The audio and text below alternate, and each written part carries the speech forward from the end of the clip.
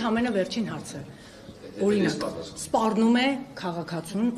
անձը, ես կտամ հետո այդ անձը ով է, լեզուդ կկտրեմ, ականջներդ կկտրեմ, դա սպառնալիք է թե ոչ, դուք պրոֆեսիոնալ իրավաբան եք։ Ես պրոֆեսիոնալ իրավաբան որպես պատասխանեմ, եթե դուք համեստաբար որպես սպառնալիք, լեզուդ կկտրեմ, ականջներդ կկտրեմ։ Տիկին Մանուկյան, անկեղծ որպես իրավաբան, ոչ թե որպես պրոֆեսիոնալ, այլ որպես հասարակ իրավաբան նշել, ցանկացած բառ, ցանկացած բառակապակցություն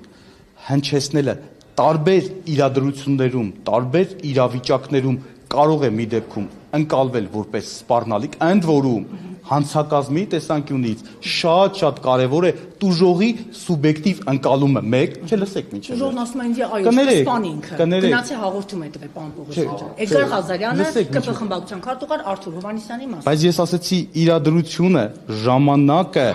վայրը, դրանից առաջ տեղի ունեցող իրադարձությունները, մի հատ sense մի օրինակ բերեմ։ Ծնողը իր երեխուն, օրինակ,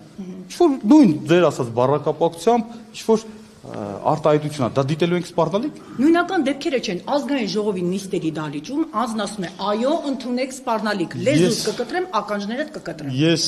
սահմանափակվեմ, չէ, ես սահմանափակվեմ, այս առումով ձեր հարցին կարծում եմ պատասխանեցի։ Շնորհակալ եմ ձեզանից, անչափ հաջողություն։